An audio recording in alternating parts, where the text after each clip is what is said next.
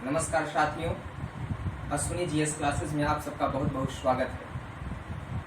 आज हम लोग ज्योग्राफी की कड़ी को आगे बढ़ाते हुए आज ज्योग्राफी में एक बहुत ही महत्वपूर्ण सेशन को स्टार्ट करने वाले हैं। ज्योग्राफी में आज का जो सेशन है वह है क्लाइमेटोलॉजी, मीन्स जलवायु विज्ञान। क्या है? जलवायु विज्ञान आज हम लोग देखने जा रहे हैं, क्लाइमेटोलॉजी। इसके पहले हम लोगों ने जियोमॉर्फोलॉजी के बारे में देखा। तो हम लोगों ने इसके पहले जो भी टॉपिक देखा, चाहे हम लोगों ने पर्वत पढ़ा, पठार पढ़ा, भूकंप पढ़ा, पर्वत पढ़े, हम लोगों ने भूकंप के बारे में पढ़ा, ज्वालामुखी के बारे में पढ़ा, है ना, इंटरनल स्ट्रक्चर ऑफ अर्थ के बारे में पढ़ा। ये सब जो भी चीज़ें हम लोगों ने देखा, ये सब टॉपिक आते हैं भू आकृतिक विज्ञान के तहत। इसमें आते हैं भू आकृतिक विज्ञान के तहत, जिसे जियोमॉर्फोलॉजी कहा जाता है। क्या बोलते हैं? जिसे जियोमॉर्फोलॉजी कहा जाता है। तो हम लोग जो देखने वाले हैं आज क्लाइमेटोलॉजी के बारे में, जलवायु विज्ञान के बारे में आज हम लोग स्टडी करने वाले हैं। इस जलवायु विज्ञान में सबसे पहले हम लोग देख रहे हैं यहाँ पर कि सौर विकिरण। सौर विकिरण किसे कहते हैं? क्या कहते हैं दोस्तों? सौर विकिरण किसे कहा जाता है? Solar radiations. सोलर रेडिएशंस किसे कहा जाता है? तो सोलर रेडिएशंस किसे कहा जाता है, इसी के बारे में आज हम लोग यहाँ पर स्टडी करने वाले हैं कि सोलर रेडिएशंस क्या होता है। तो सबसे पहले मैं आपको बता दूं कि जो सोलर रेडिएशंस होते हैं ये क्या होते हैं। देखिए, सबसे बड़ी बात आपको इस बात को ध्यान रखना चाहिए कि जलवायु विज्ञान को समझने से पहले कुछ महत्वपूर्ण कंटेंट ऐसे हैं जिनके ऊपर ध्यान केंद्रित करना बहुत जरूरी है। जैसे आप देख रहे हैं कि पृथ्वी अपनी समस्त ऊर्जा का, पृथ्वी का समस्त ऊर्जा का स्रोत क्या है? पृथ्वी के ऊपर समस्त ऊर्जा का स्रोत यदि देखा जाए तो सूर्य से प्राप्त करता है, या सिंपल शब्दों में हम ये भी कह सकते हैं कि पृथ्वी अपनी समस्त ऊर्जा सूर्य से प्राप्त करती है। सूर्य से प्राप्त करती है, पहली पॉइंट। पृथ्वी अपनी समस्त ऊर्जा किससे प्राप्त करती है? तो पृथ्वी अपनी समस्त ऊर्जा सूर्य से ही प्राप्त करती है। समझ गए? और सूर्य क्या है? तो सूर्य अत्यंत ही तप्त, सूर्य अत्यंत ही गर्म एक गैस का पिंड है। सूर्य क्या है? तो सूर्य जो है, सूर्य एक तप्त या गर्म गैस का पिंड है। क्या है? गैस का एक पिंड है सूर्य। सूर्य का यदि पृष्ठ का तापमान देखा जाए, यदि कहा जाए कि सूर्य के पृष्ठ का तापमान कितना होता है दोस्तों, तो आप देखेंगे कि सूर्य की पृष्ठ का तापमान जो होता है वह 6000 डिग्री सेल्सियस होता है। कितना होता है? सूर्य के पृष्ठ का तापमान 6000 डिग्री सेल्सियस होता है। समझ गए? 6000 डिग्री सेल्सियस होता है। समझ गए? सूर्य जो होता है, सूर्य निरंतर अंतरिक्ष में अपनी चारों ओर, सूर्य क्या कर रहा है कि जो सूर्य है, सूर्य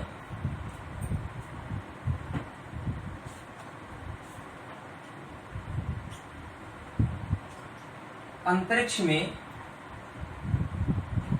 चारों ओर, सूर्य अंतरिक्ष में चारों ओर जो है उष्मा का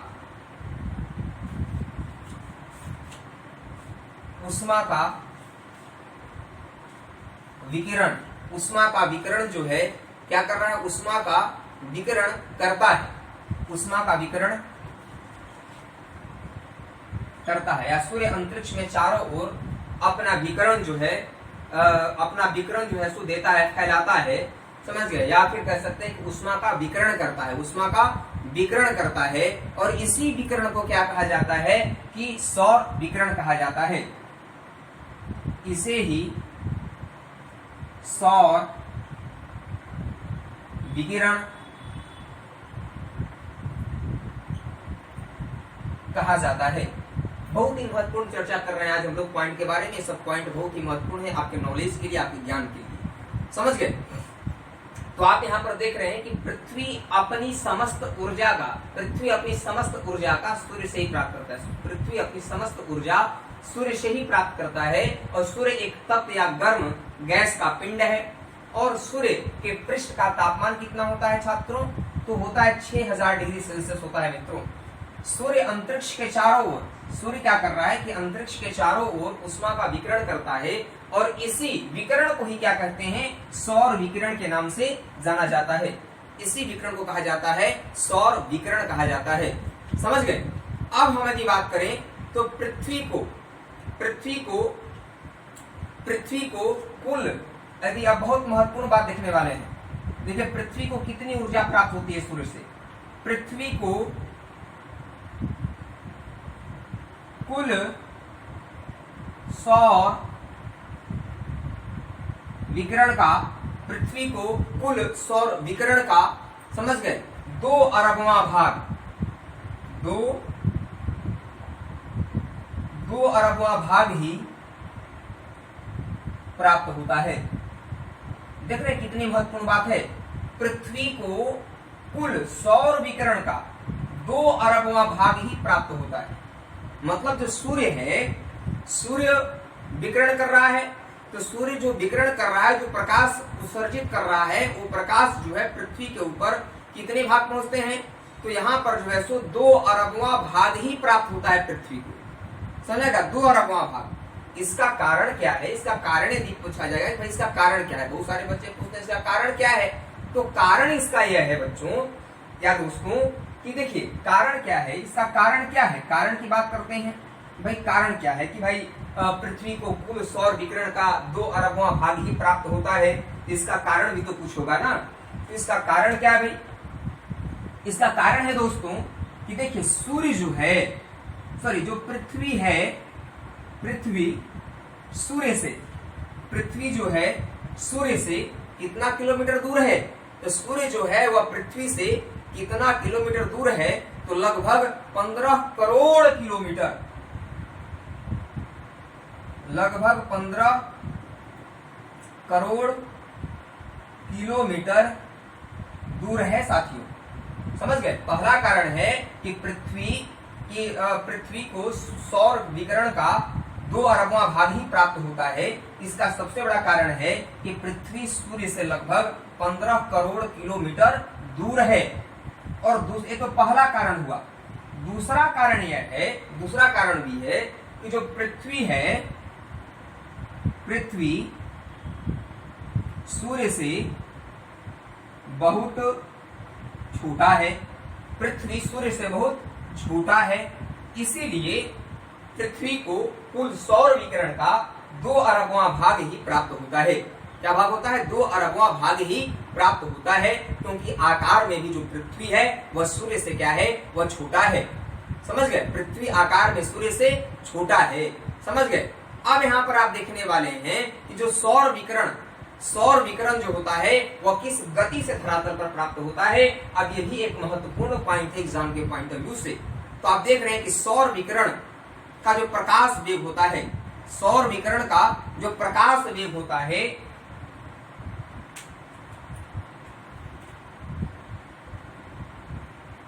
सौर विकिरण का जो प्रकाश वेग है, मतलब सूर्य की किरणें कितने गति से जो है सो आती हैं, तो लगभग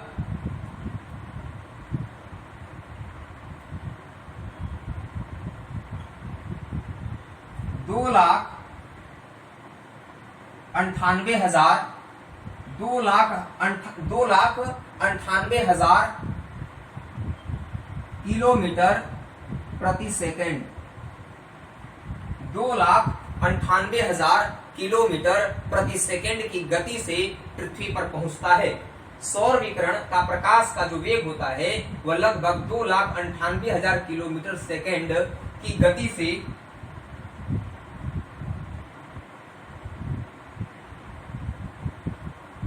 पृथ्वी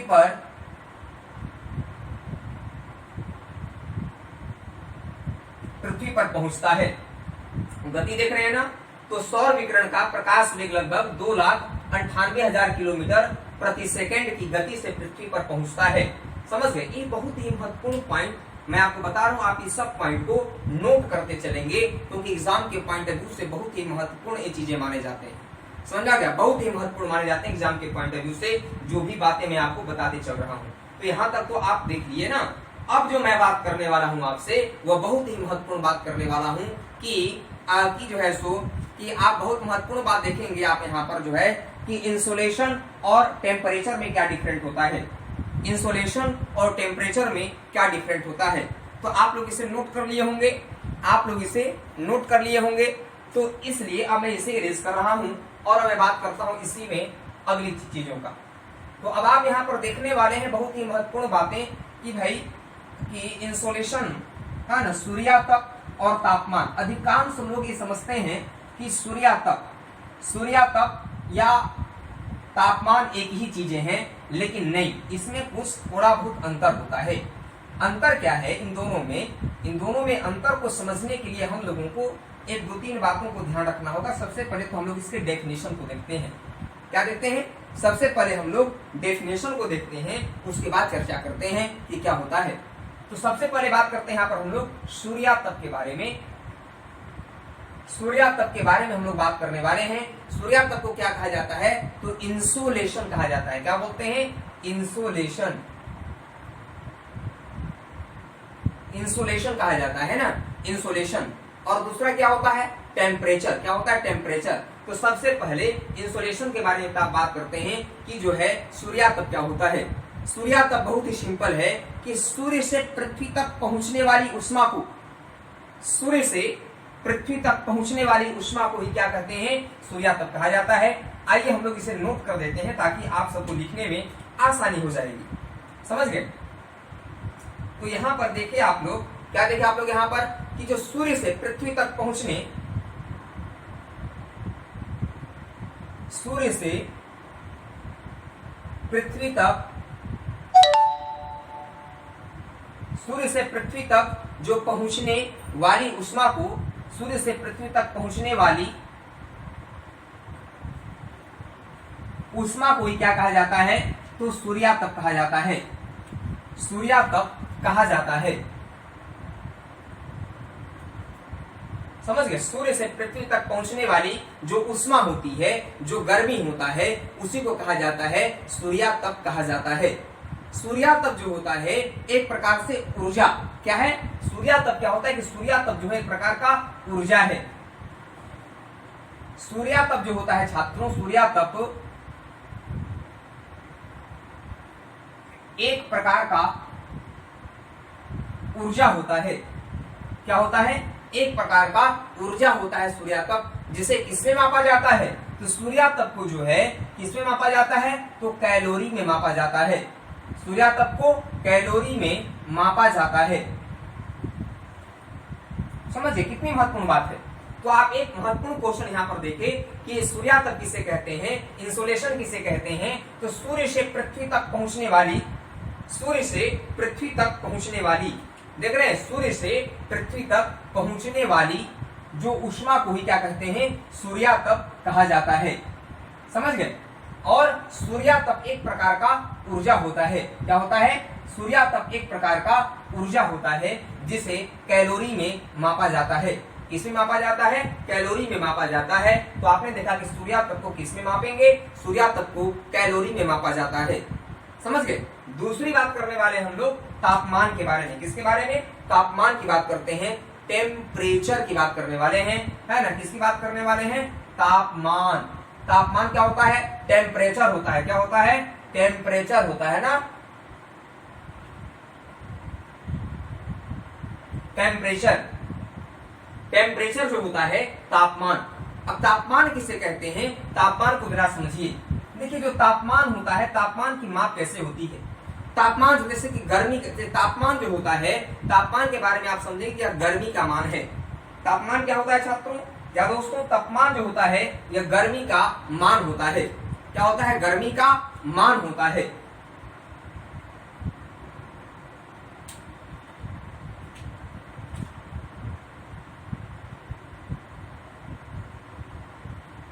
यह गर्मी का मान है। तापमान क्या होता है? गर्मी का मान होता है। तो किसी स्थान पर मानक अवस्था में, क्या होता है तापमान किसे कहते हैं? तो किसी स्थान पर मानक अवस्था में, मानक अवस्था का मतलब क्या होता है? तो स्टैंडर्ड कंडीशन, स्टैंडर्ड कंडीशन में मापी गई, स्टैंडर्ड कंडीशन में मापी गई भूतल से लगभग, भूतल से लगभग 1 मीटर, भूतल से लगभग 1 मीटर ऊंची वायु की गर्मी को, 1 मीटर ऊंची वायु के गर्मी को ही क्या कहा जाता है? गर्मी को ही उस स्थान का तापमान कहा जाता है।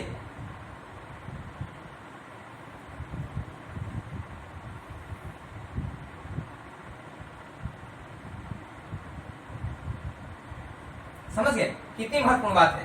तापमान जो होता है यह एक गर्मी का मान होता है। किसका मान होता है छात्रों? तापमान एक गर्मी का मान होता है जो किसी भी स्थान पर, तापमान क्या होता है? तापमान एक गर्मी का मान होता है जो किसी भी स्थान पर मानक अवस्था, मानक अवस्था का मतलब होता है स्टैंडर्ड कंडीशन में मापी गई, है ना, किसी स्थान पर मानक अवस्था में स्टैंडर्ड कंडीशन में मतलब स्थिति सामान्य हो, मापी गई भूतल पर, भूतल पर मतलब स्थल पर 1 मीटर ऊंची वायु के गर्मी को, 1 मीटर ऊंची वायु के गर्मी को उस स्थान का तापमान कहा जाता है। जैसे यदि आपका यह पृथ्वी हो गया, यह पृथ्वी हो गया, तो ये क्या हो गया? यह आपका भूतल हो गया ना, इसे क्या कहेंगे आप? ये तो आपका भूतल हो गया, है ना, भूतल है यह। तो भूतल से 1 मीटर ऊपर क्या हो गया? 1 मीटर ऊपर मतलब ऊंचा, 1 मीटर ऊंचा। इस बीच में जो वायु है 1 मीटर, भूतल से 1 मीटर ऊंचा किसी भी स्थान पर मानक अवस्था में एक स्टैंडर्ड कंडीशन में मापी गई भूतल से लगभग 1 मीटर ऊंचा, तो 1 मीटर ऊंचा वायु के गर्मी को, 1 मीटर ऊंचा वायु के गर्मी को उस स्थान का क्या कहा जाता है? तो उस स्थान का तापमान कहा जाता है। तो 1 मीटर ऊंचा, जब ये भूतल से 1 मीटर ऊंचा जाएंगे तो यहाँ पर जो वायु का होगा, तो वायु या तो गर्म रहेगी या तो ठंडी रहेगी, तो कुछ तो प्रभाव पड़ेगा ना। वायु या तो गर्मी रहेगा या तो ठंडी रहेगा। तो वायु यदि गर्मी है या फिर वायु यदि ठंडा है तो उस स्थान पर कुछ तो उसका तापमान निकलेगा ना। तो भूतल से 1 मीटर ऊंचा, भूतल से 1 मीटर ऊंचा वायु के गर्मी को उस स्थान का क्या कहा जाता है? तापमान कहा जाता है साथियों। समझिए क्या बोलते हैं? तापमान कहा जाता है। तापमान जो होता है यह ऊष्मा का माप है। तापमान क्या होता है? यह ऊष्मा का माप होता है। इस बात को भी याद रखेंगे।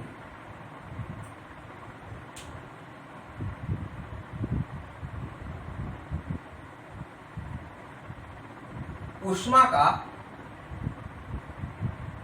तापमान ऊष्मा का माप होता है। समझ में? ऊष्मा का माप होता है जिसे किससे मापा जाता है? जिसे थर्मामीटर द्वारा, जिसमें थर्मामीटर द्वारा अंशों में मापा जाता है। किसके द्वारा? जिसे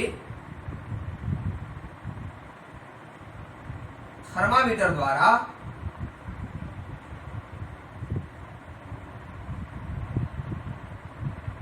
अंशों में मापा जाता है। समझाएगा? जिसे किसमें मापा जाता है? जिसे थर्मामीटर द्वारा अंशों में मापा जाता है। इस बात को याद रखेंगे। तो तापमान के बारे में समझ गए। 1 मीटर ऊंचा आप ध्यान रखेंगे। किसी भी स्थान पर स्टैंडर्ड कंडीशन में, है ना, भूतल पर, भूतल से लगभग 1 मीटर ऊंचा वायु के जो गर्मी का जो होता है, वायु के गर्मी को उस स्थान का तापमान कहा जाता है। तापमान ऊष्मा का माप होता है। किसका माप होता है? ऊष्मा का माप होता है, जिसे थर्मामीटर द्वारा अंशों में मापा जाता है साथियों। समझ गए? इसे आप नोट कर लेंगे क्योंकि एग्जाम के पॉइंट ऑफ व्यू से यह बहुत ही महत्वपूर्ण पॉइंट है आपके लिए। समझ गए? तो इस पॉइंट को आप लोग नोट कर लेंगे। तो ये आप समझ गए ना। अब आइए हम सब बात करने वाले हैं और बहुत ही महत्वपूर्ण चीजों के बारे में। तो एक आपके भूवैज्ञानिक थे जिनका नाम था जो है सो हार्वर्ड जे, है ना, क्रिचफील्ड, हार्वर्ड जे क्रिचफील्ड साहब थे। अब हार्वर्ड जे क्रिचफील्ड साहब ने कुछ व्याख्या किया, कुछ डिस्क्राइब किया।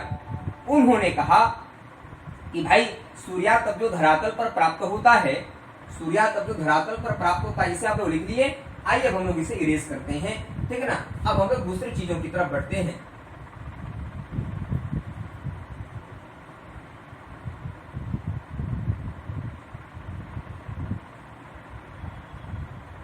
सूर्यातप और तापमान के बारे में डिफरेंस तो आपने देख लिया, समझ लिए होंगे।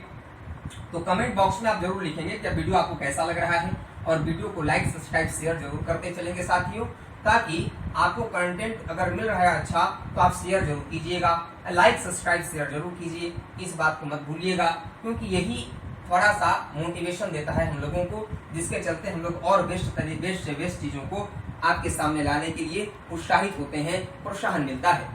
तो एक थे आपके हार्वर्ड जे क्रिचफील्ड साहब, है ना। कौन थे? हार्वर्ड जे क्रिचफील्ड। हार्वर्ड जे क्रिचफील्ड साहब थे भूवैज्ञानिक थे, इनके नाम कोई जरूरी नहीं है लेकिन बता दे रहा हूं वैसे ही। हार्वर्ड जे क्रिचफील्ड साहब थे, इन्होंने कुछ ऐसी चीजें बताई, क्योंकि सिंपल सी बात है, क्योंकि जब सूर्य का प्रकाश, सूर्य की विकिरण जब धरातल पर प्राप्त होता है, भूतल पर प्राप्त होता है, तो भूतल पर क्या सूर्य का प्रकाश या सूर्य का विकिरण जितना निकल रहा है, क्या वो सारा विकिरण धरातल पे आ जाता है? ऐसा तो नहीं होता, सारा चीजें तो नहीं आती, सारा चीजें वाकई में नहीं आती। क्योंकि होता क्या है, अब उसी चीज को हम लोग देखने वाले हैं। देखिए, सूर्यातप जो होता है हमारे वायुमंडल में ऊपरी सीमा पर प्राप्त होता है। सबसे पहले क्या होता है कि जो सूर्यातप है,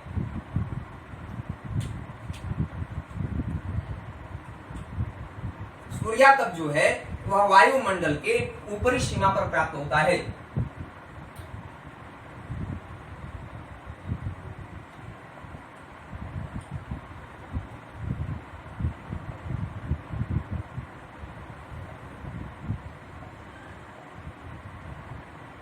ऊपरी सीमा पर प्राप्त होता है। अब जब ऊपरी सीमा पर जब यह प्राप्त हो रहा है, तो अब यहां पर देखेंगे आप लोग कि उसका 23% भाग बादलों द्वारा परावर्तित हो जाता है। उसका 23% भाग जो होता है बादलों द्वारा परावर्तित हो जाता है। किसके द्वारा? बादलों द्वारा परावर्तित हो जाता है। और क्या होता है? तो बादलों द्वारा जब परावर्तित हो जाएगा तो और क्या होगा? और जो 9% कण होते हैं, 9% जो कणों द्वारा क्या किया जाता है? प्रकीर्णन हो जाते हैं। 9% कणों द्वारा प्रकीर्ण मतलब जानते हैं क्या होते हैं? फैल जाना या विस्तृत हो जाना। प्रकीर्ण मतलब प्रकीर्ण हो जाते हैं। कणों द्वारा क्या होते हैं? 9% कणों द्वारा प्रकीर्ण हो जाते हैं। क्या हो जाते हैं? 9% कणों द्वारा प्रकीर्ण हो जाते हैं। तो जब प्रकीर्ण मतलब फैल जाना, विस्तृत हो जाना, समझ गए? जब फैल जाएंगे, विस्तृत हो जाएंगे, तो इसका मतलब क्या हुआ कि जो है 32% सूर्यातप वायुमंडल को गर्म करने के लिए उपलब्ध नहीं होता है। समझ गए? जो 32% होते हैं सूर्यातप, वे वायुमंडल को गर्म करने के लिए उपलब्ध नहीं होने पाते हैं। क्योंकि 23 और 9 जब आप जोड़ेंगे, तो 23 और 9 जब आप जोड़ेंगे तो कितना हो जाएगा? 23 और 7 आपका हो गया 30, तो 32। मतलब यूं आप कहिए कि जो 32% आप क्या कर सकते हैं कि 32% जो सूर्यातप होता है, 32% सूर्यातप जो होता है वह वायुमंडल को गर्म करने के लिए उपलब्ध नहीं हो पाते हैं।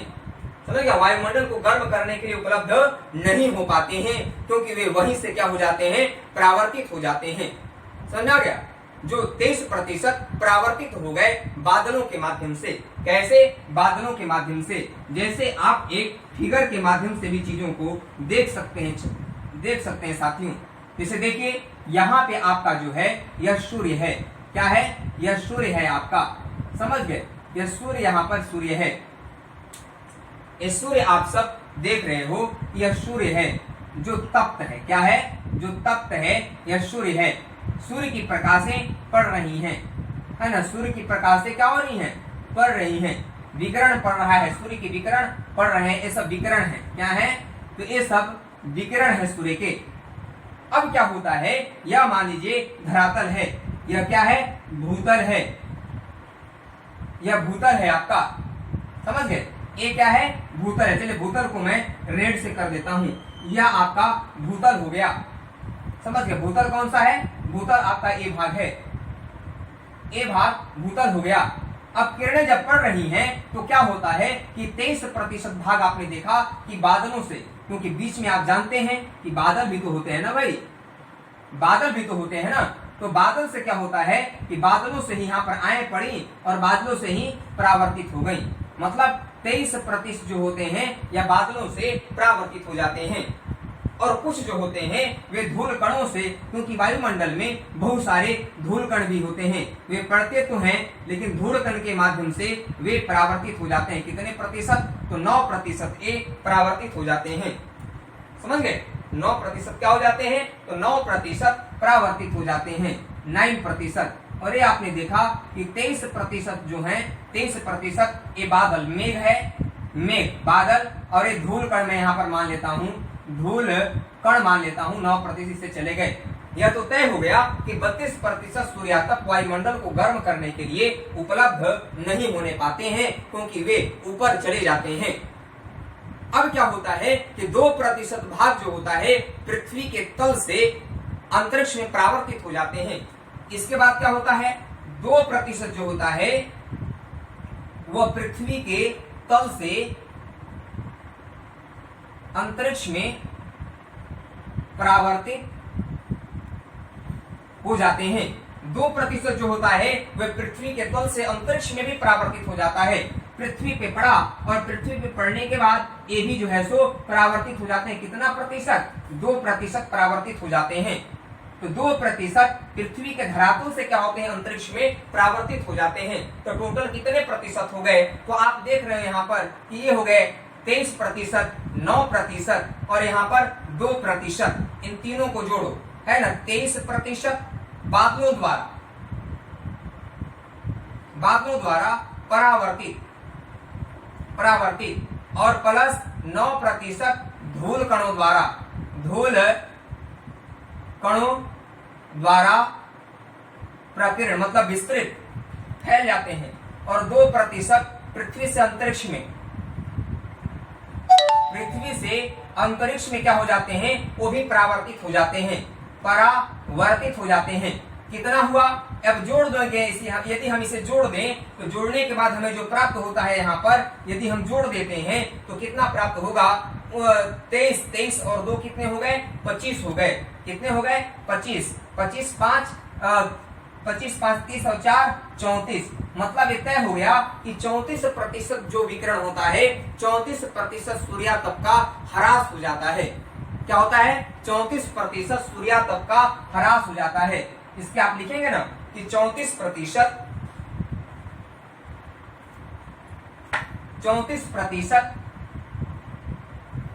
सूर्यातप का ह्रास हो जाता है। इसे ही पृथ्वी का एल्बिडो, क्या कहते हैं, इसे ही पृथ्वी का क्या कहा जाता है, इसे ही पृथ्वी का एल्बिडो कहते हैं। क्या कहते हैं, इसे ही पृथ्वी का एल्बिडो कहते हैं। एल्बिडो समझ गए, पृथ्वी का एल्बिडो क्या था, पृथ्वी का एल्बिडो आपने देखा कि जो है सो 23% सूर्य की विकिरण पड़ रहा है धरातल के ऊपर पड़ रहा है। 9% धूलकण में आपका प्रकीर्ण हो जाता है, 23% मेघ या बादलों से परावर्तित हो जाता है और 2% विकिरण धरातल पर आता है, भूतल पे आता है और यहाँ से अंतरिक्ष में परावर्तित हो जाता है। तो टोटल यदि जोड़ दिए तो 34% हो गया, मतलब 34% सूर्यातप ह्रास हो जाता है। इसे ही पृथ्वी का एल्बिडो कहा जाता है।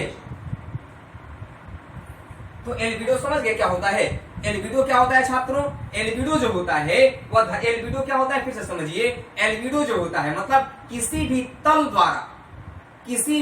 तल द्वारा परावर्तित विकिरण, किसी भी तल। तो इस तरह से हम लोग एल्बिडो को देख रहे थे कि एल्बिडो क्या होता है। एल्बिडो के बारे में जब हम चर्चा करते हैं कि एल्बिडो क्या होता है, तो ध्यान से आप समझिए एल्बिडो किसे कहते हैं, क्योंकि एग्जाम के पॉइंट ऑफ व्यू से बहुत ही महत्वपूर्ण पॉइंट है। कई बार क्वेश्चन पूछा गया एग्जाम में कि एल्बिडो क्या होता है।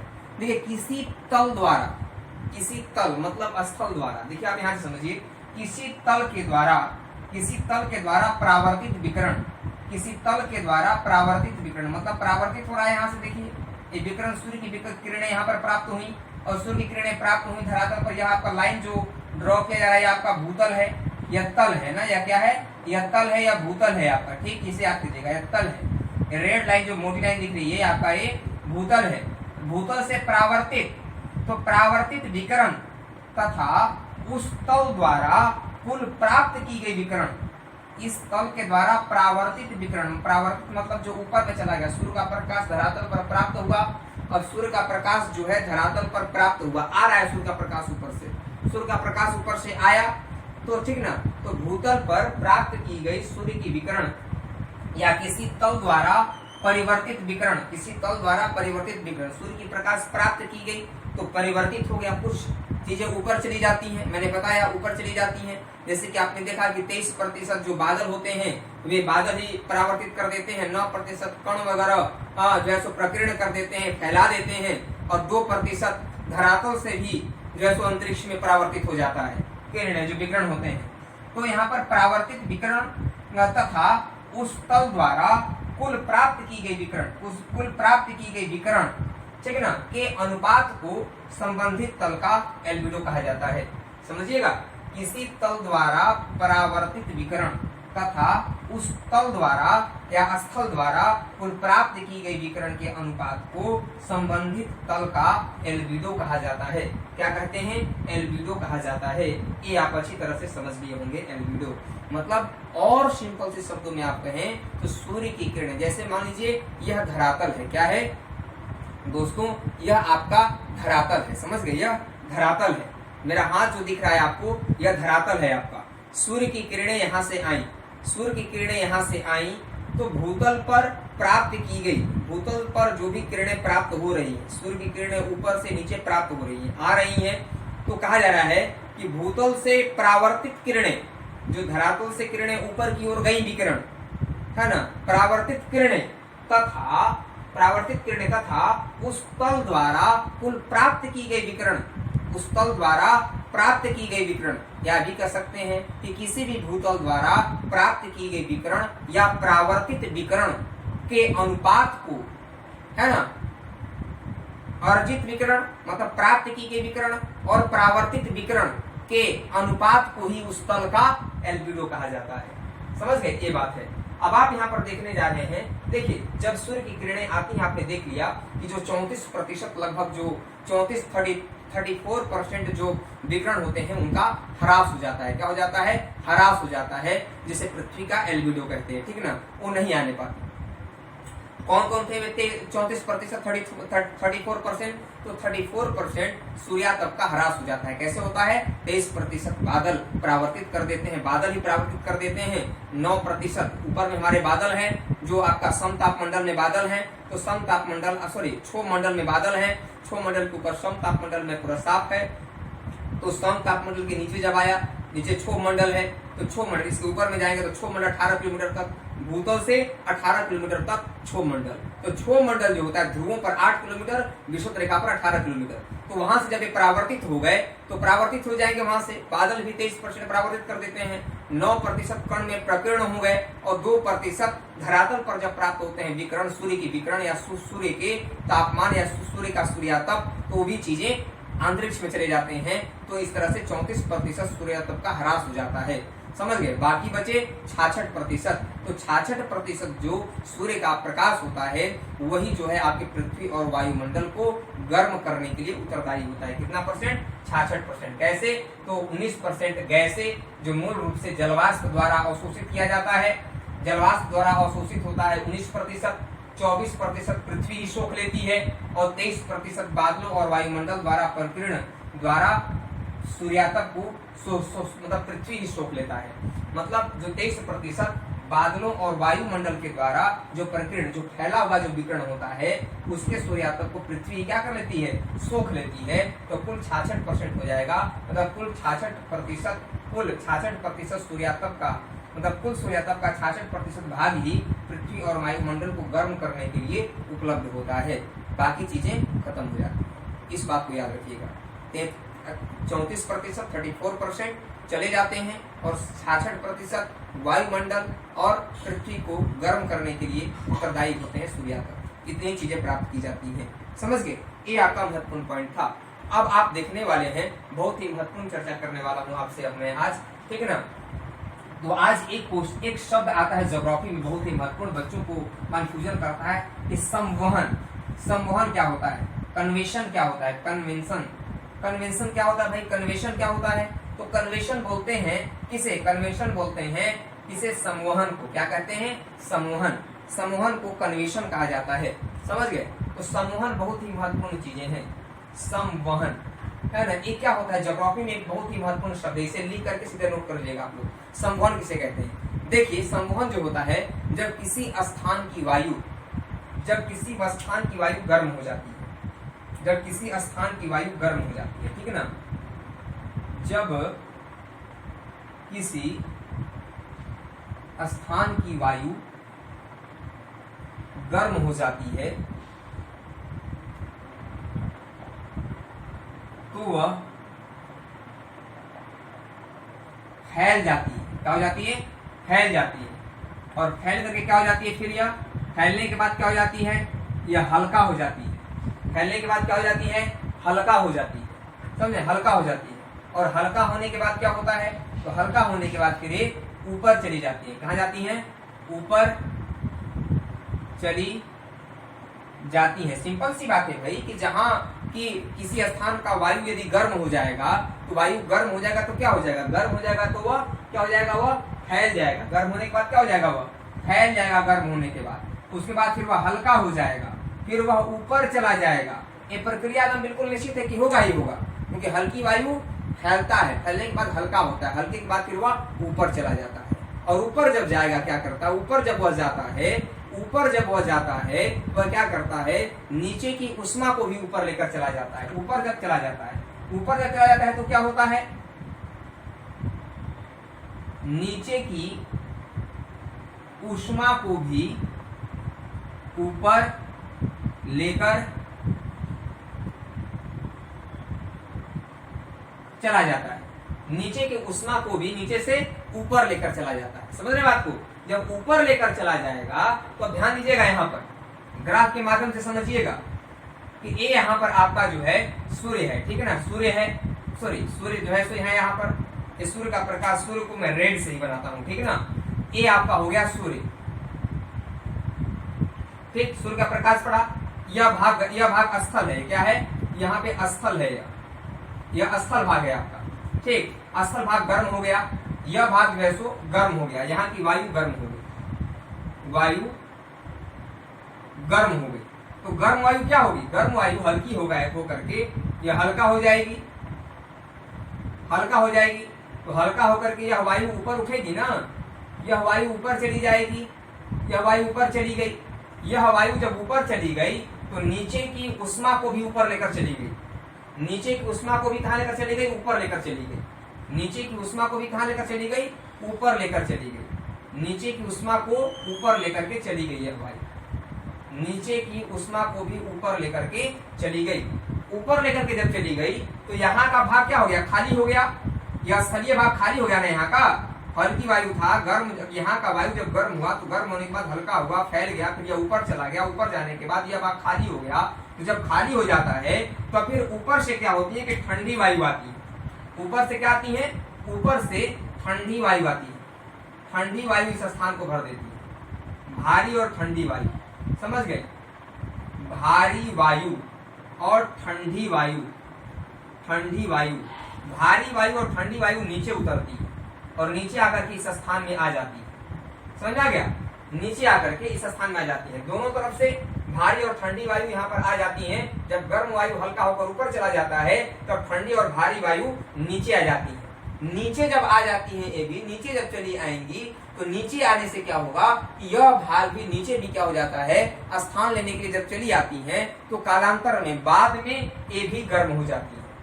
क्या हो जाती है, बाद में नीचे की वायु उष्मा को लेकर ऊपर चला जाता है। ऊपर जब चला जाता है तो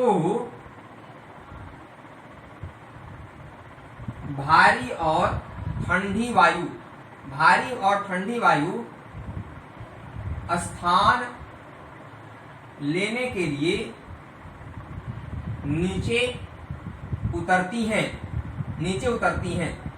कालांतर में ए भी गर्म हो जाती हैं। कालांतर में ए भी क्या हो जाती हैं, कालांतर में ए भी गर्म हो जाती हैं। इस प्रकार कालांतर में जब ये भी गर्म हो जाती हैं तो इसी से संवहनीय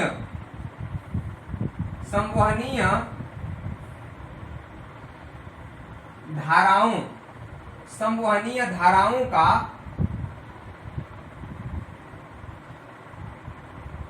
निर्माण होता है। क्या होता है, इसी से संवहनीय धाराओं का निर्माण होता है। समझ रहे बात को? इसी स्थान की वायु हल्का हुआ, गर्म हुआ, हल्का होने के बाद उसी स्थान की वायु जब गर्म हो गया, गर्म होने के बाद फैल गया ऊपर में, वह फैलने के बाद हल्का हुआ, हल्का के बाद वह ऊपर चला गया, और ऊपर जब गया तो नीचे की उष्मा को भी लेकर के ऊपर चला गया। तो भारी और ठंडी वायु स्थान लेने के लिए नीचे उतरती है। नीचे उतर रही है, ब्लैक वाला ऊपर से नीचे की ओर उतर रही है। स्पष्ट तरीके से देखिए कि नीचे की ओर उतर रही है कि नहीं उतर रही है। नीचे की ओर ठंडी वायु और भारी वायु उतर रही है नीचे की ओर। ये नीचे की उतर रही है ना, ये भारी और ठंडी वायु नीचे की ओर उतर रही है। ये भारी वायु और ठंडी वायु नीचे की ओर उतर रही है। कालांतर में ये भी जब नीचे उतरती है तो ठंडी वायु तो ये भी गर्म हो जाती है। ये भी जब गर्म हो जाती हैं तो इसी से संवहनीय धाराओं का निर्माण होता है। किसका निर्माण होता है, संवहनीय धाराओं का निर्माण होता है। और इनका निर्माण होने से मतलब संवहनीय धाराओं का निर्माण होने से संवहनीय धाराओं का निर्माण होने से तापमान का स्थानांतरण होता है। समझ में आ गया? संवहनीय धाराओं का निर्माण होने से जो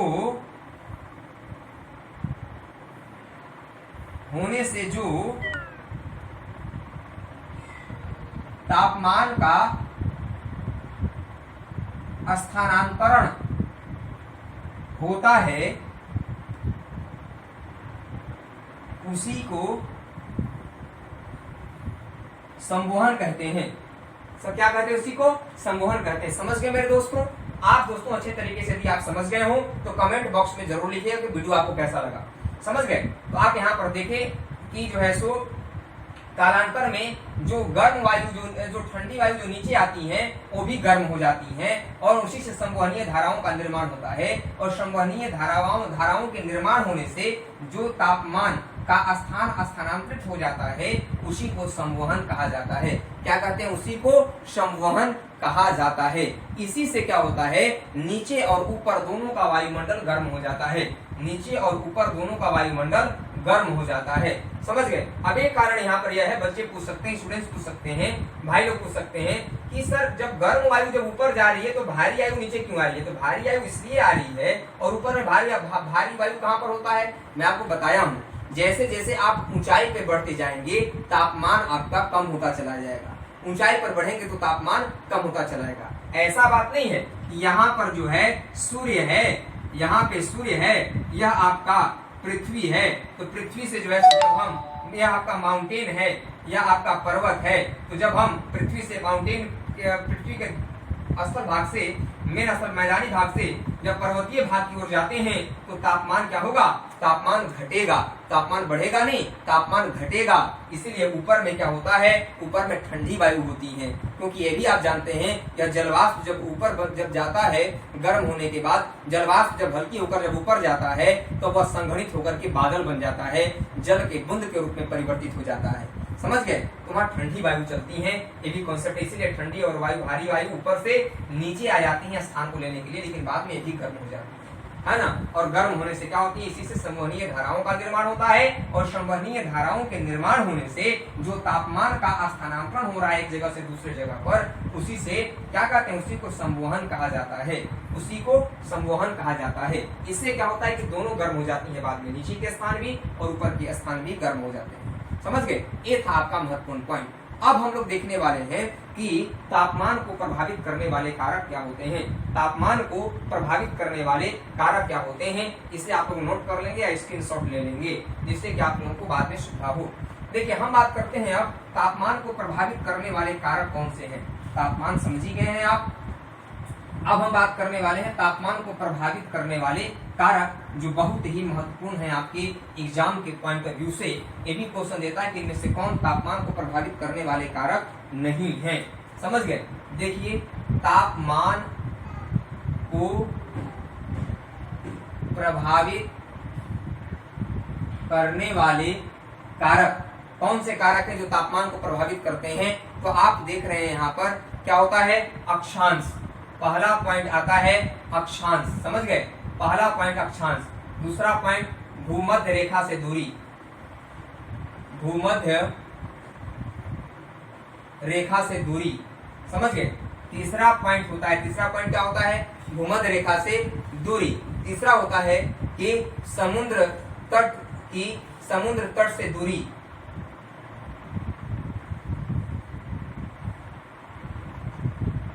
समुद्र तट से दूरी। उसके बाद चौथा क्या होता है, चौथा होता है जो है समुद्र तल से ऊंचाई।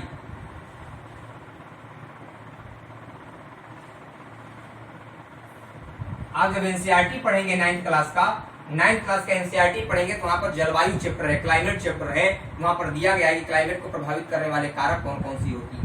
समझ गए। पांचवा होता है समुद्री धाराएं, समुद्री धाराएं, समझेगा। तो एनसीईआरटी भी अच्छे तरीके से आप यहाँ पर देखने पा रहे हैं। प्रचलित पवने क्या कहते हैं, छठा प्रचलित पवने, और सातवां आपका होगा वर्षा।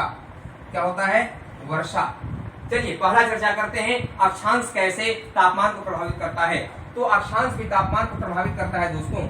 जैसे ये आप विषुवत रेखा देख रहे हैं, या विषुवत रेखा है, भूमध्य रेखा है, लेकिन अब देखिए सूर्य का प्रकाश यहाँ पर सबसे अधिक पड़ता है, सूर्य का प्रकाश यहाँ पर सबसे अधिक पड़ता है। लेकिन जैसे जैसे आप जो है ऊपर की ओर बढ़ते हैं, उत्तरी नॉर्थ पोल और यहाँ पर साउथ पोल, मतलब जब तक जैसे ही आप विषुवत रेखा से पोल की ओर बढ़ते हैं, वैसे वैसे वहां पर क्या होता है, तापमान में कमी दिखाई पड़ती है, तापमान में कमी दिखाई पड़ती है।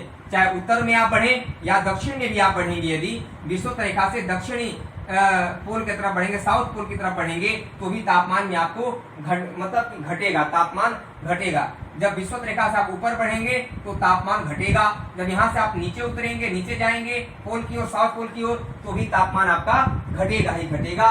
इसीलिए यह भी अक्षांश रेखाएं की तापमान को प्रभावित करने वाले महत्वपूर्ण कारक माने जाते हैं।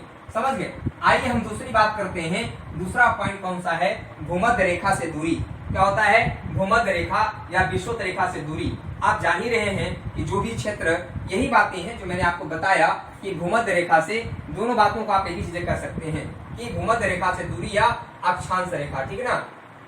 आइए बात करते हैं। तो यहाँ पर आप देख रहे हैं कि बहुत ही महत्वपूर्ण पॉइंट आपका है जो, ठीक ना, आप देख रहे हैं कि भूमध्य रेखा से दूरी। आपने देखा कि किस तरीके से जो स्थान भूमध्य रेखा से दूर होगा वह उतना ही ठंडा होगा, और जो भूमध्य रेखा से जितना करीब होगा वह उतना ही गर्म होगा। दोस्तों क्या होगा, वह उतना ही गर्म होगा। और अगली बात आती है समुद्र तल से ऊंचाई, मतलब लैटिट्यूड। समुद्र तल से ऊंचाई क्या होता है, समुद्र तल से ऊंचाई मतलब क्या होता है, अल्टीट्यूड।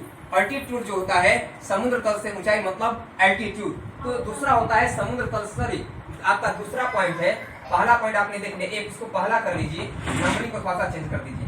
पहला, दूसरा, तीसरा, चौथा, पांचवा और ये हो गया आपका छठा। ये 6 हो गए आपके ना, 6 पॉइंट आपके हो गए, ठीक ना। इसे पहला कहेंगे। अक्षांश या भूमध्य रेखा एक ही चीजें मान लेंगे क्योंकि 0 डिग्री हम मान के आपको बता ही दिए। अब आता है समुद्र तल से, समुद्र तट से दूरी।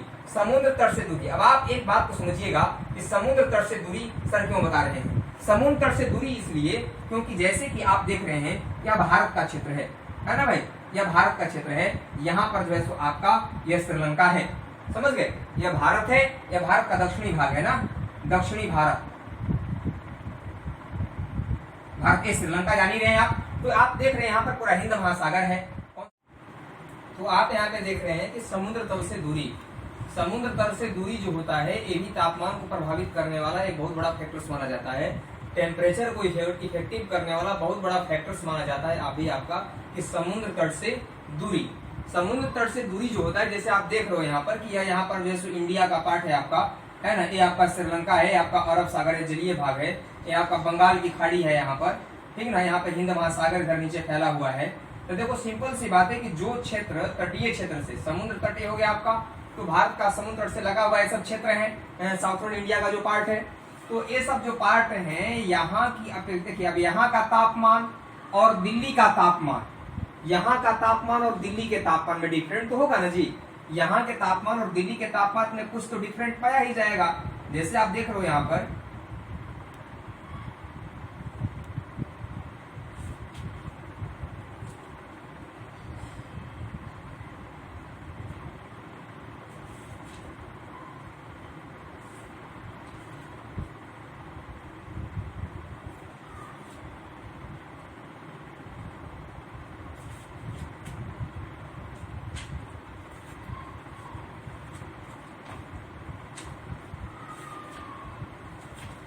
इसलिए देखो एक हमारा तटवर्ती क्षेत्र हो गया, ये इंडिया का जो एक हमारा जो है तटवर्ती क्षेत्र हो गया, तो यहाँ पर जो है सो, और यहाँ पर दिल्ली है तुम्हारा, यहाँ पे दिल्ली है, तो दिल्ली का तापमान और इस मुंबई, मान लो यहाँ पर मुंबई है या फिर यहाँ पर केरल है यहाँ पर, या फिर यहाँ पर तुम्हारा चेन्नई है, तो यहाँ के तापमान में अंतर तो होगा ना जी।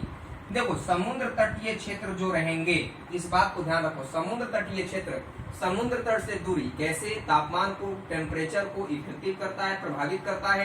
तो सबसे बड़ी बात यह है कि मेन बात याद करोगे कि जलीय भाग देर से ठंडा देर से गर्म होता है, जलीय भाग देर से ठंडा देर से गर्म होता है।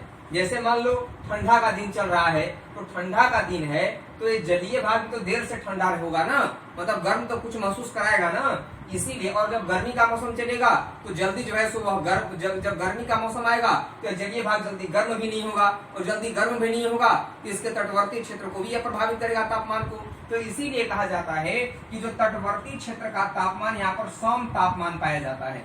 तटवर्ती क्षेत्र का जो तापमान होता है वर्ष भर यहाँ पर मौसम एक समान बना रहता है, वर्ष भर यहाँ पर मौसम एक समान बना रहता है। क्वेश्चन पूछा जाए कि किस भाग में वर्ष भर मौसम एक समान बना रहता है, तो इन तटवर्ती क्षेत्रों में मौसम वर्ष भर एक समान बना रहता है। अब आप दिल्ली के तापमान देखो, दिल्ली में ठंडा, गर्मी में गर्मी पड़ेगा यहाँ पर, लेकिन यहाँ के जो भाग देखोगे, मुंबई का भाग चाहे ठंडा हो तो भी जो है खासा गर्म का एहसास होगा, और यदि गर्मी पड़े तो भी तुम्हारा वहाँ पर ठंडा का एहसास होगा, क्योंकि यही इसका लक्षण है कि समुद्र तट से दूरी ये तापमान को प्रभावित करने में बहुत महत्वपूर्ण भूमिका निभाता है। क्योंकि जलीय भाग देर से ठंडा देर से गर्म, जबकि स्थलीय भाग जल्दी ठंडा जल्दी गर्म हो जाता है। इसका एग्जाम्पल आप देखो, अभी गर्मी का मौसम चल रहा है, तो गर्मी में देख रहे हो, अभी देखो जैसे कि जब शाम होता है, शाम जैसे सुबह जब होगा, जब सनराइज हुआ, सुबह सूर्योदय हुआ, तो स्थल भाग देखते हो 10, 11, 12 बजे तक स्थल भाग बिल्कुल एकदम हीट हो जाता है, गर्म हो जाता है। लेकिन जैसे जैसे शाम होने लगता है, 5, 6, 7 बजने लगता है,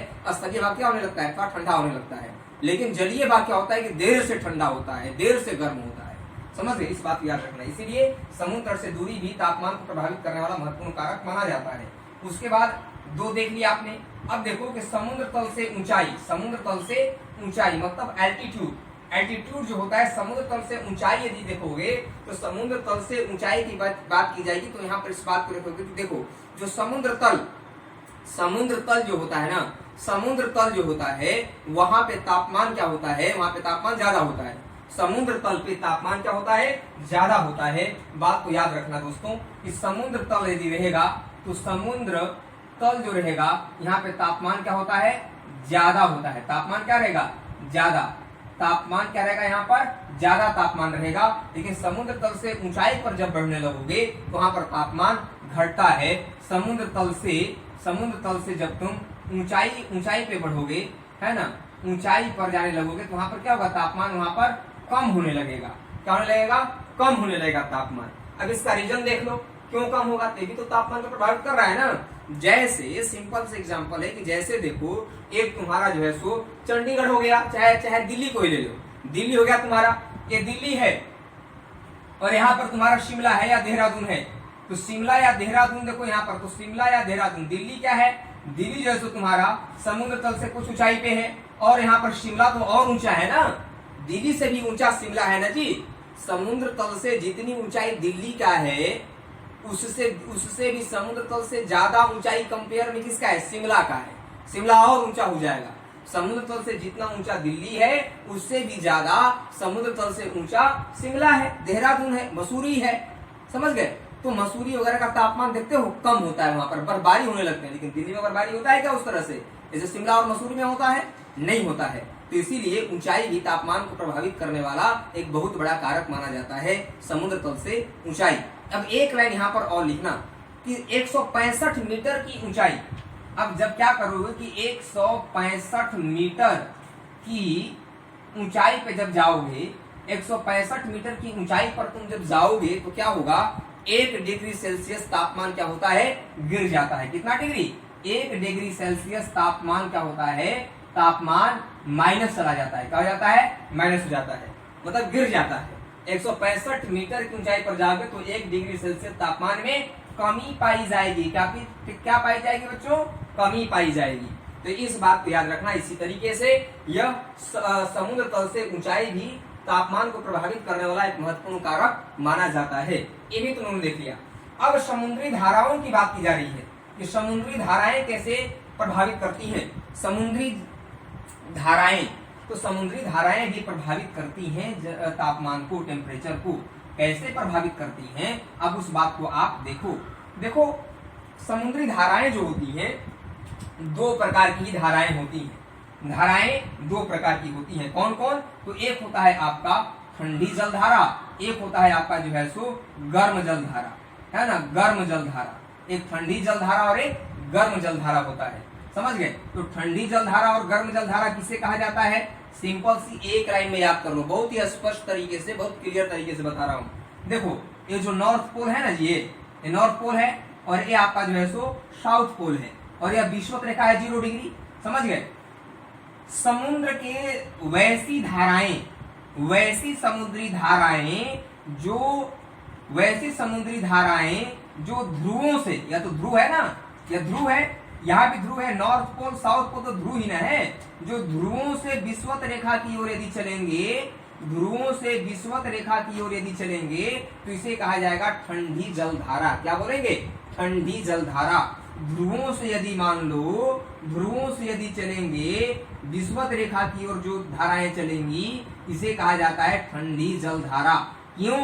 क्योंकि ध्रुव पर 6 महीने का दिन, 6 महीने का रात होता है। एक क्वेश्चन भी याद कर लो, ध्रुवों पर 6 महीने का दिन और 6 महीने का रात होता है, क्योंकि बर्फ से पूरा ढकी रहती है।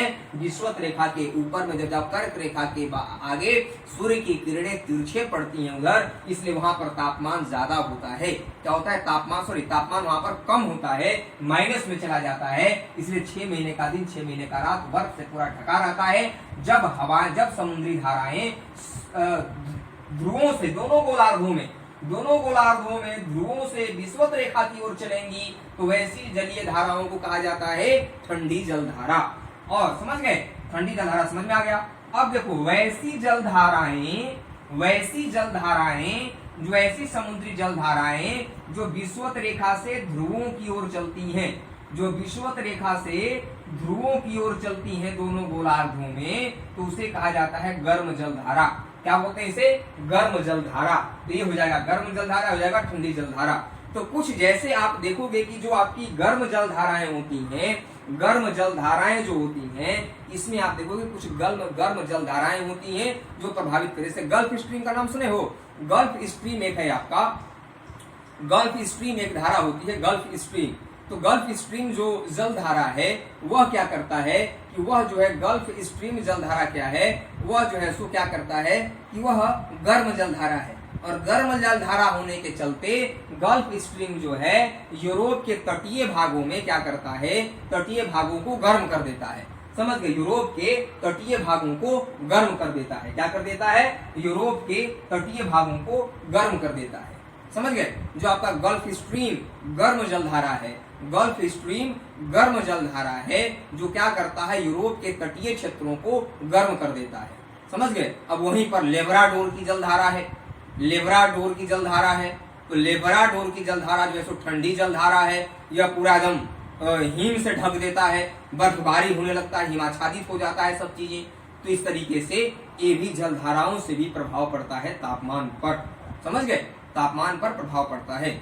गल्फ स्ट्रीम गर्म जलधारा यूरोप के तटवर्ती क्षेत्रों को क्या कर देता है, यूरोप के तटवर्ती क्षेत्रों को वह गर्म कर देता है। और जब वहीं पर लेब्राडोर की धारा चलती है, जो ठंडी जलधारा है, वह क्या करता है, वह पूरा हिम से, बर्फबारी से पूरा ढक देता है, कवर्ड कर देता है, तापमान माइनस में ला देता है। समझ गए, ये हो गए तुम्हारे। अब देखो अगला है प्रचलित पवने। क्या है? प्रचलित पवने भी तुम्हारे प्रभावित करती हैं तापमान को। तो प्रचलित पवने कैसे तापमान को प्रभावित करती हैं, अब इसके बारे में देखना है। तो प्रचलित पवने जो होती हैं, ये भी ठंडी और गर्म होती हैं। प्रचलित पवने भी ठंडी और गर्म होती हैं। तो प्रचलित पवनों में जैसे आप देखोगे कि प्रचलित पवन में क्या होता है, जैसे सिराको का तुमने नाम सुना होगा, कि सिराको नाम सुने हो। सिराको जो है सो चाहे फोन हो गया, चाहे सिराको हो गया, चाहे जो है सो तुम्हारा खमसीन हो गया, काराबुरान हो गया, सिमुम हो गया, चिनुक हो गया, है ना, ब्रैक रोलर हो गया, नार्वेस्टर हो गया, सामल हो गया। तो ये जो होती है, सिराको जो होता है, ये क्या करता है, सिराको क्या करता है, यह तुम्हारा जो है सिराको जो है, यह भी एक जो है गर्म जलधारा है। क्या है? सिराको जो है गर्म जलधारा है। समझिए, सिराको क्या है? गर्म जलधारा है, जो क्या करता है कि जो उत्तरी अफ्रीका है, अफ्रीका का उत्तरी भाग है, जो सहारा मरुस्थल है, वहां से भूमध्य सागर होते हुए आगे बढ़ता है और इटली में प्रवेश करता है। और पूरे इटली में क्या करता है कि पूरे इटली में सिराको जो होता है, वहां पर पूरा जो है सो गर्म ला देता है। क्या कर देता है? गर्म ला देता है। ठीक ना, इसीलिए इसको अलग अलग नामों से जाना जाता है, अलग अलग नामों से जाना जाता है। समझ गए, तो अलग अलग नाम से क्या जाना जाता है। तो चलने ये क्या करता है कि जैसे ये क्या होता है कि इटली में जो आप देखें, जैसे कि उत्तरी अफ्रीका से चलते हुए जो सिराकू जो है, वह भूमध्य सागर को पार करते हुए इटली पहुंचता है और वहां के वातावरण को बिल्कुल गर्म कर देता है। समझ गए, चाहे उत्तर भारत में देखो ग्रीष्म ऋतु में जो लू चलता है, तो लू भी तो गर्म कर देता है ना। उत्तर भारत में जो लू चलता है ग्रीष्म ऋतु में, ये भी क्या करता है, पूरा गर्म कर देता है। अभी देखो मानसून का आगमन हो गया, वहां पर जून वगैरह में वहां पर वर्षा होगा, साउथर्न पार्ट में केरल वगैरह के तट पे वर्षा होगा। और अभी यहाँ पर देखो कितना बड़ा गर्म चल रहा है। उत्तर भारत में हम लोग हैं, उत्तर भारत में गर्म है, तप्त है। तो ये चीजें देखी जाती हैं, इसलिए प्रचलित पवने भी इसको प्रभाव में डालने का काम करती हैं। अब प्रचलित पवने कुछ ऐसी हैं, जैसे मान लो एक ब्लिजार्ड है, ब्लिजार्ड है, तो ब्लिजार्ड जो ठंडी धारा है, या फिर बुरान है, ब्लिजार्ड है, बुरान है, ये सब क्या करती हैं। तो जो ब्लिजार्ड एक ठंडी धारा है, जो आपका साइबेरिया कनाडा यूएसए में चलता है, साइबेरिया कनाडा यूएसए में चलता है, साइबेरिया में से बुरान करते हैं ब्लिजार्ड को। तो ये क्या करता है कि इस एरिया में पूरा स्नोफॉल पूरा कवर कर देता है, ठंडा ला देता है। ठीक ना, जिसके चलते वहां पर ये भी तापमान को प्रभावित करने में महत्वपूर्ण कारक निभाता है। तो ये पवने भी ठंडी और गर्म होती है, जिसके चलते प्रभाव पड़ता ही पड़ता है। सिराकों का बहुत ज्यादा नाम है, मैं बताऊंगा आप लोगों को, जब पवन पढ़ाऊंगा वहां पर, तो आप लोगों को बहुत सारा नाम बताऊंगा मैं। ठीक है ना। अब देखो वर्षा, वर्षा भी देखो, जिस क्षेत्र में वर्षा ज्यादा होगा, जिस क्षेत्र में वर्षा ज्यादा होगा, वहां का तापमान अलग होगा, वर्षा कम होगा, वहां का तापमान अलग होगा। जैसे आप देख रहे हो राजस्थान, राजस्थान का जो भाग है, राजस्थान का जो भाग है, वहां पर तापमान क्या होता है, वहां पे वर्षा कम होता है। वहां पे वर्षा कम होने से वहां का तापमान क्या होगा, ज्यादा होता है। वर्षा कम होने से वहां का तापमान ज्यादा होता है। लेकिन अब जब मेघालय की बात करोगे, तो मेघालय में क्या होता है कि मेघालय में तापमान क्या होता है, मेघालय में तापमान जो है वहां पर पासा कम रहता है, ठंडापन रहता है, क्योंकि वहां पर वर्षा ज्यादा होता है मौसम वगैरह में। इसलिए यह भी प्रभावित करने का एक बहुत बड़ा कारण माना जाता है। समझ गए ना। तो इस तरीके से ये आपने देखा कि किस तरीके से ये प्रभावित करने का प्रयास करती है। समझ गए? तो ये आपके रहे तापमान को प्रभावित करने वाले कारक जो कहीं न कहीं तापमान को इफेक्टिव करते हैं, प्रभावित करते हैं। तो आप इस सब पॉइंट को लिख लेंगे और समझ ही लिए होंगे। तो वीडियो आपको कैसा लगा कमेंट बॉक्स में जरूर लिखिएगा, है ना। यदि वीडियो आपको अच्छा लगे तो लाइक, सब्सक्राइब, शेयर जरूर कीजिएगा दोस्तों, जिससे कि वीडियो अन्य बच्चों तक भी पहुंच सके, अन्य दोस्तों तक भी पहुंच सके, ताकि वो भी पढ़ करके लाभ उठा सकें और अपने एग्जाम में अच्छे मार्क ला सकें। तो आज के लिए बस इतना ही, सेशन को समाप्त करते हैं। नमस्कार, जय हिंद।